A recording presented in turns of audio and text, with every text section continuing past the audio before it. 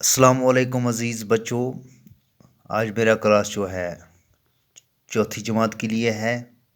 آج ڈیٹ جو ہے 23 جولائی 2020 تو آج ہم پڑھیں گے رستہ راستے رستہ چلنے کے قاعدے۔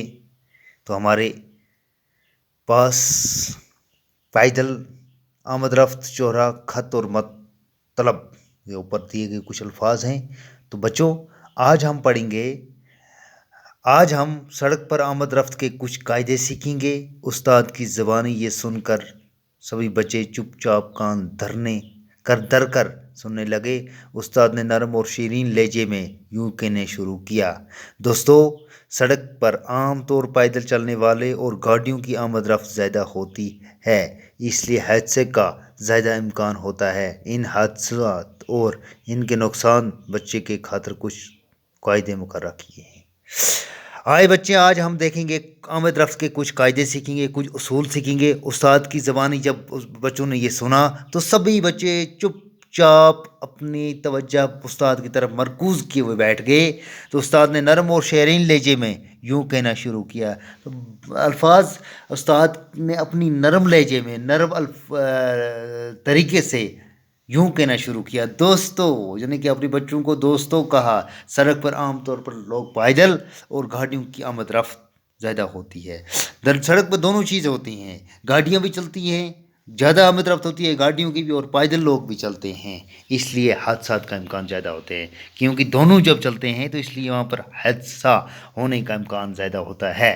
ان حادثات اور ان کے نقصان سے بچنے کے خاطر کچھ قاعدے مقرر کیے ہیں۔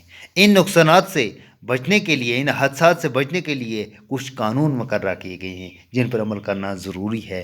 ان قوانین پر عمل کرنا ضروری ہے۔ اگر ہم گاڑی چلا رہے ہیں، ٹھیک ہے، اگر ہم گاڑی چلا رہے ہیں، اگر ہم پیدل نہیں چل رہے، اگر ہم گاڑی چلا رہے ہیں تو بھیڑ کا خیال رکھ کر گاڑی کو آہستہ چلانا۔ تو ہمیں اس چیز کا خیال رکھنا ہے کہ بازار میں کتنی بھیڑ ہے، کتنے لوگ جمع ہوئے، تو اس کو طرف بھرپور خیال رکھ کر گاڑی کو آہستہ چلانا ہے۔ ہم گاڑی چلاتے ہوں یا پیدل چل رہے ہوں، جس صورت میں بھی ہوں، پیدل ہوں یا گاڑی میں چلتے ہوں، ہمیشہ بائیں جانب رکھ کے چلیں۔ جو بائیں طرف ہے، دائیں طرف نہیں، بائیں طرف چلیں۔ سڑک پار کرنا ہو یا چوراہ یا موڑنا ہو تو دائیں بائیں اچھی طرح دیکھیں۔ انسان کو جب سڑک کراس کرنی ہو، چوراہ ہو یا موڑ کرنا ہو، واپس موڑنا ہو، تو پہلے دائیں بائیں، آگے پیچھے خوب طرح دیکھیں۔ چوراہوں پر تعینات ٹریفک پولیس کی ہدایت کی پابندی کریں۔